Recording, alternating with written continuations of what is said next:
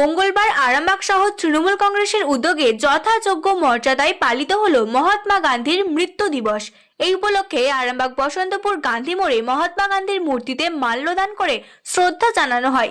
উপস্থিত ছিলেন আরামবাগ সাংগঠনিক জেলার চেয়ারম্যান স্বপন নন্দী, হুগলি জেলা পরিষদের সহ সভাপতি কৃষ্ণচন্দ্র সাঁতরা, আরামবাগ পঞ্চায়েত সমিতির সভাপতি শিশির সরকার, কাউন্সিলর প্রদীপ সিংহ রায়, সোমা পণ্ডিত ও বিশ্বনাথ চ্যাটার্জি ছাড়াও অন্যান্য ব্যক্তিবর্গ।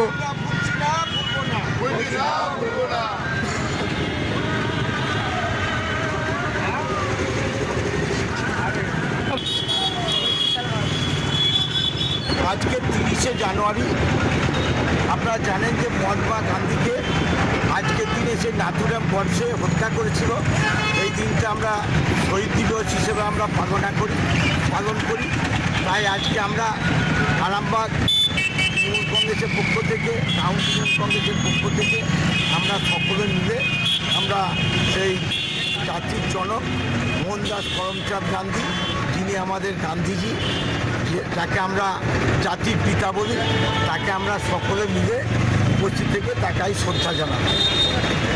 30শে জানুয়ারি আপনারা জানেন যে আজকের দিনে যে আরএসএর যে নাথুরাম গডসে, তিনি আমাদের জাতির জনক তারপরে আমরা সারা বাংলা আজকে তৃণমূল কংগ্রেসের পক্ষ থেকে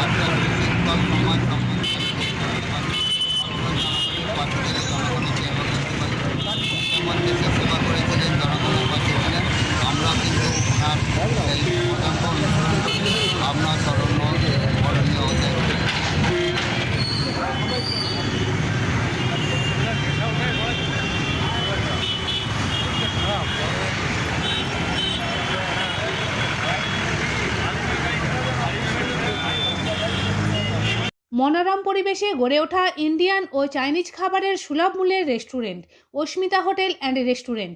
পরিচ্ছন্নতা ও গুণমানই আমাদের মূলধন। ঠিকানা ময়েল বাসস্ট্যান্ড, খানাকুল, হুগলি।